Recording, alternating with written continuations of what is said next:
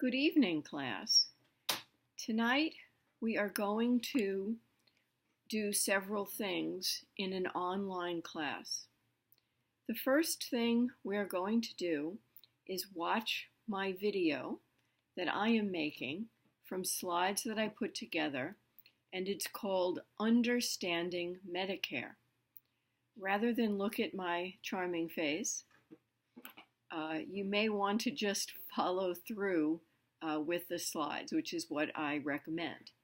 So if we take a moment and you look under my modules for the class, and you look under the module for Class 3, you will see loaded a slideshow called Understanding Medicare that I put together earlier in the week. So I will pause for a moment to give you time to open that up. While you're looking for that, I want you to know also that after this, we will be viewing a PBS documentary called Money and Medicine, and the runtime for that documentary is just under 1 hour.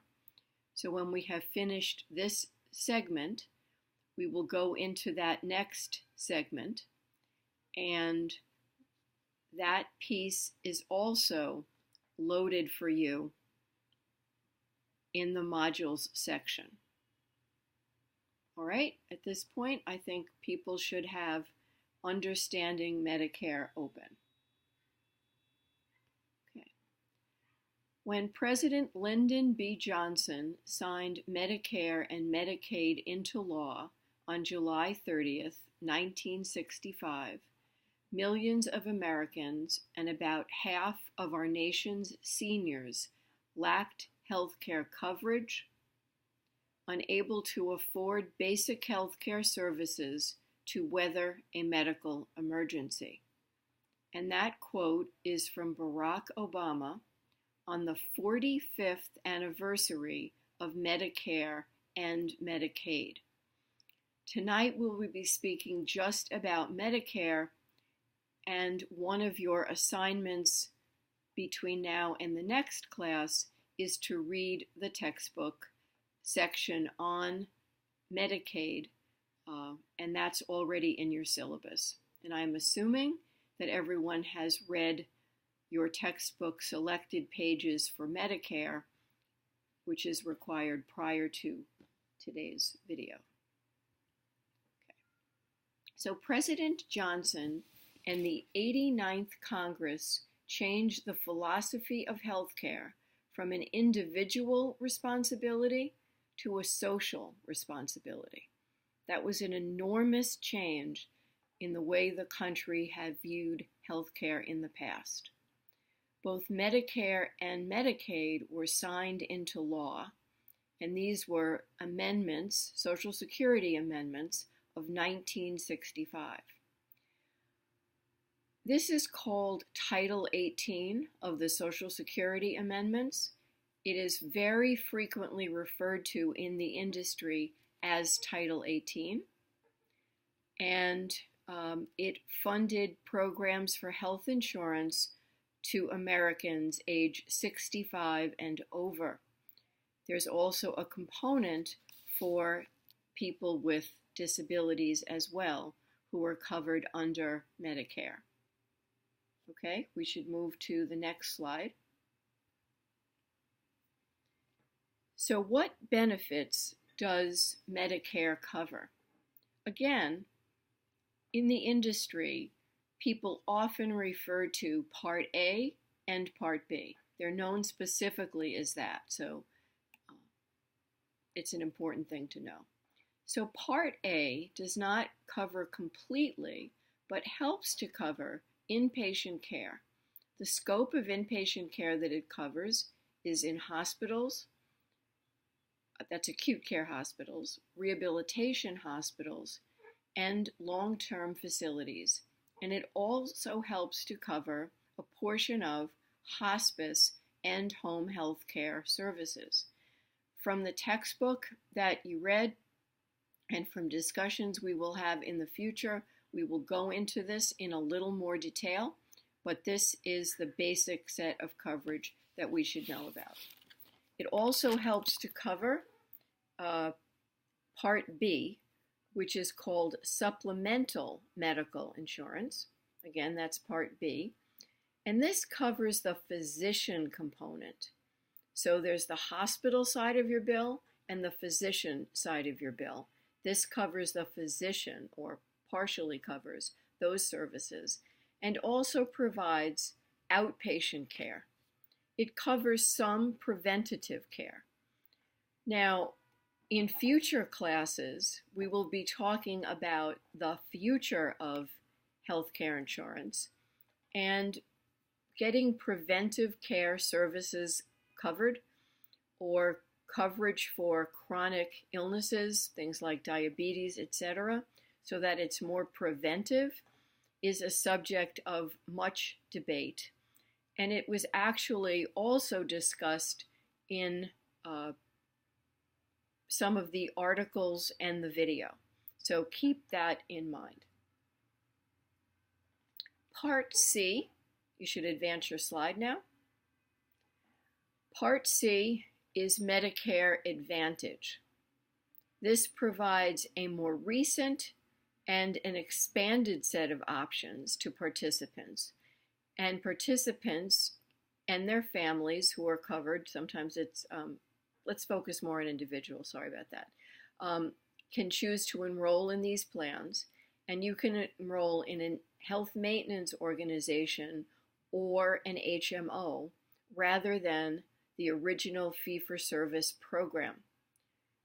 Future classes will devote a considerable amount of time to talk about managed care, which is also referred to as health maintenance organizations or HMOs.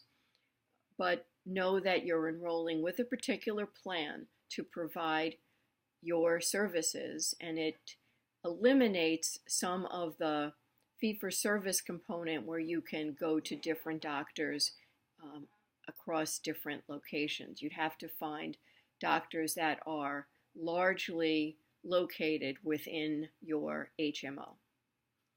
Okay.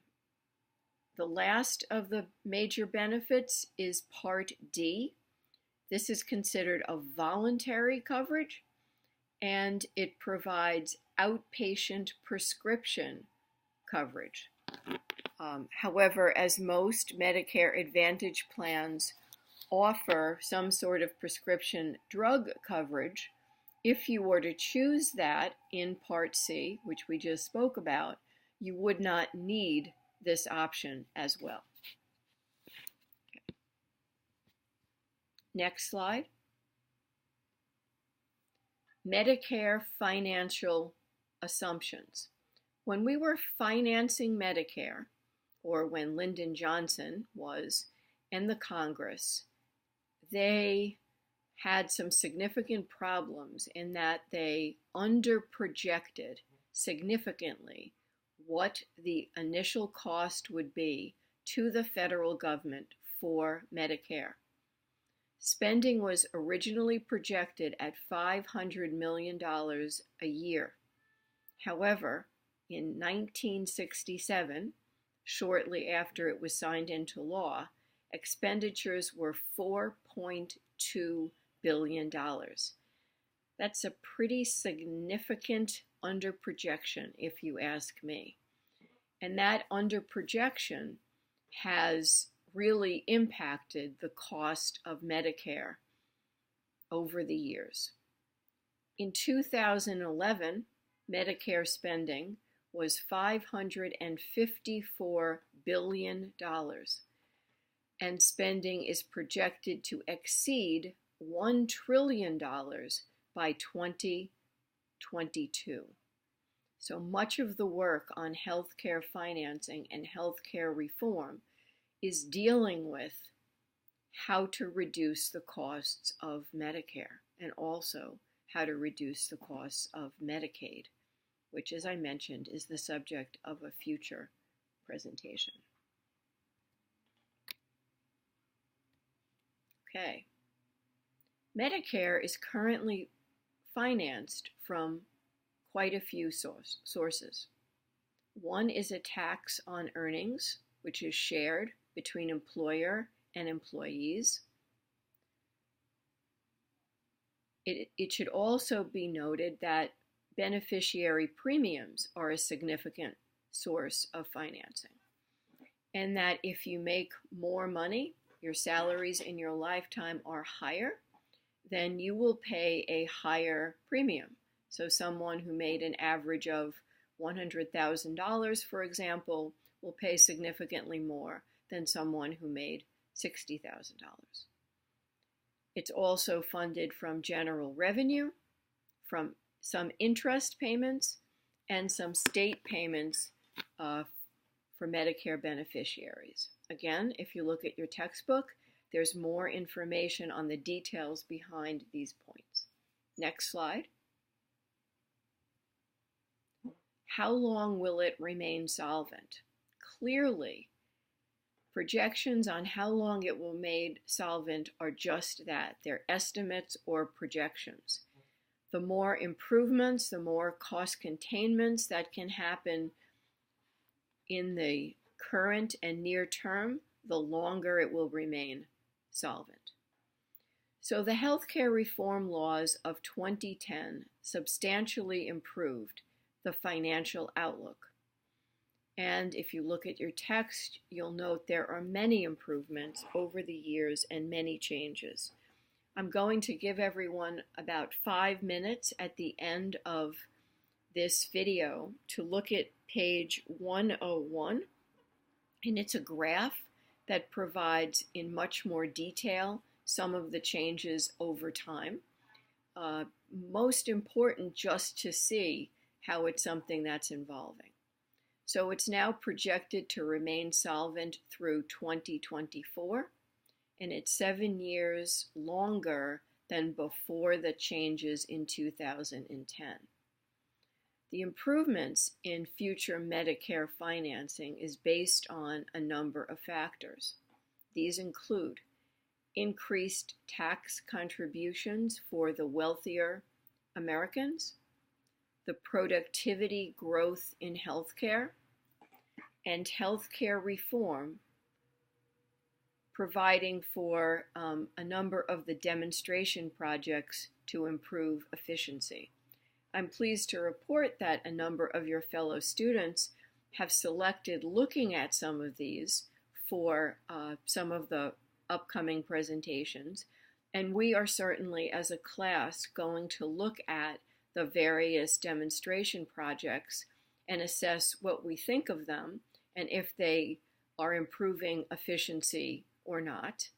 And certainly some of the discussions on improving efficiency we have discussed both in the article Overkill, which we discussed in class 1 and will be discussing today as well as in Money and Medicine, the PBS video that you will be viewing later today. This is a lot of what's going on in the industry, and some of it's very exciting, and the changes are often quite interesting, although difficult to achieve. Okay, Medicare reimbursement to providers and hospitals.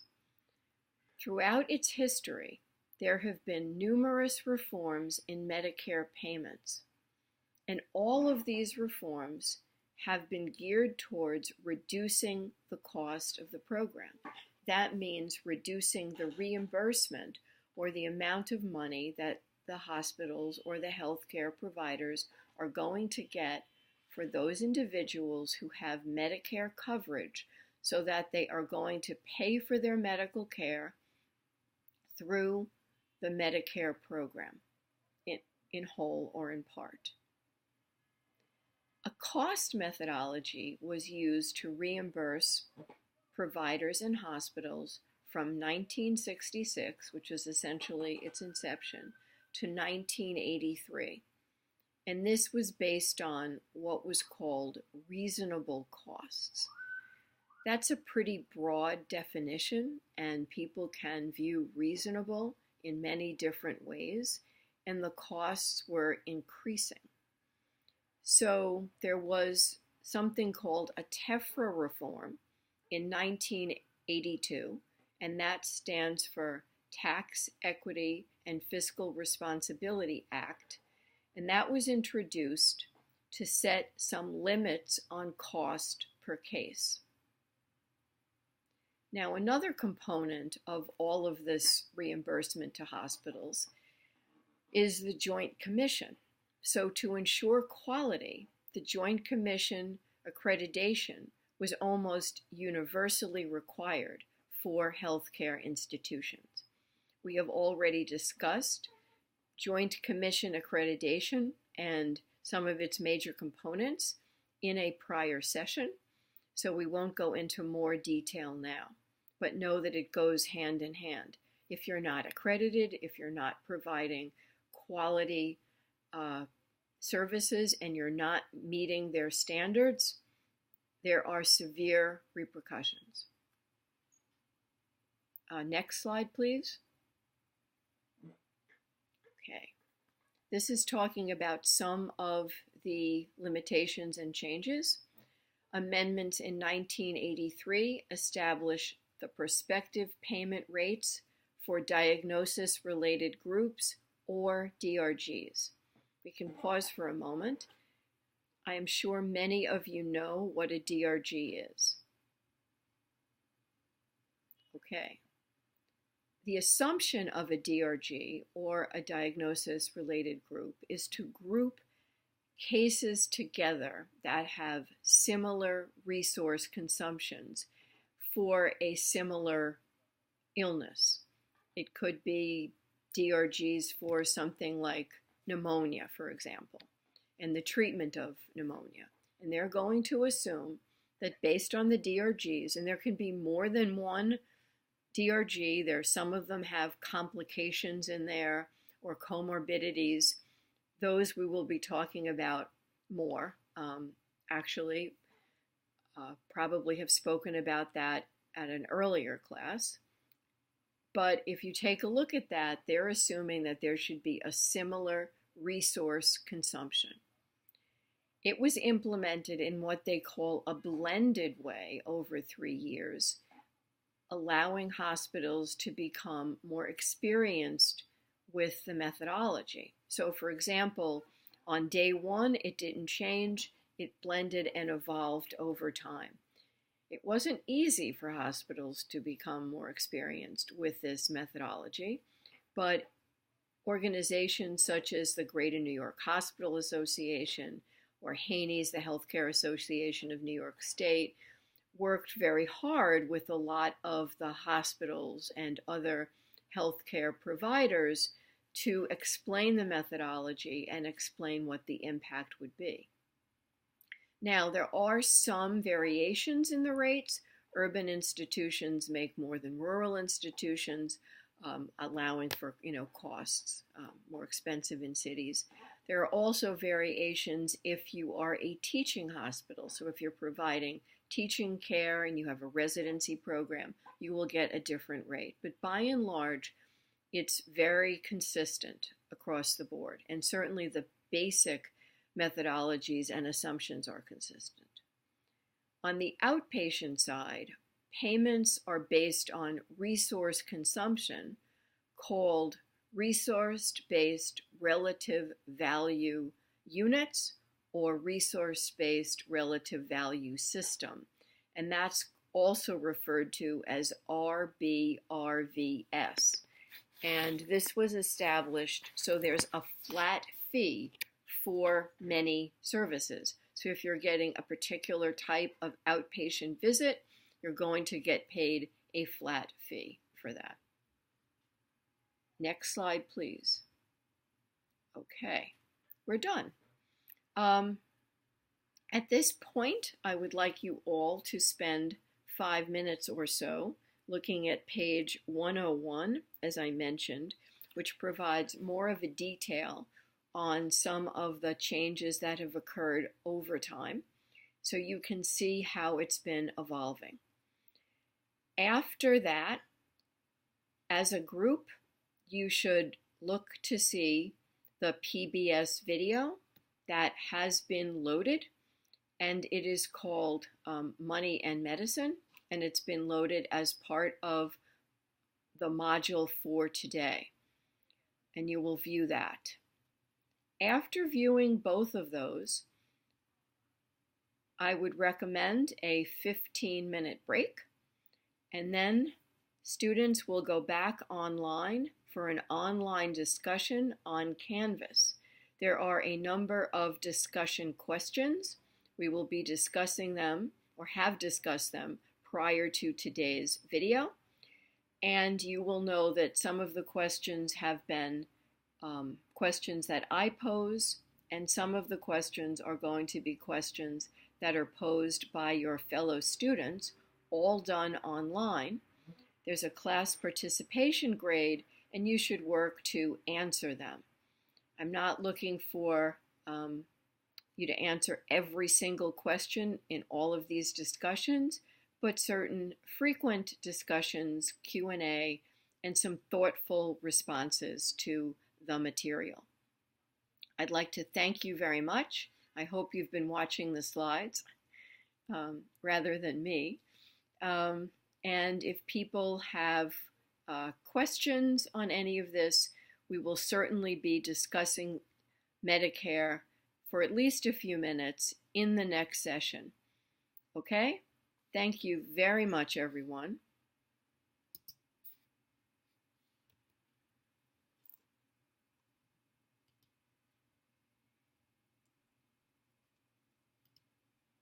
I'm having difficulty closing this for whatever reason.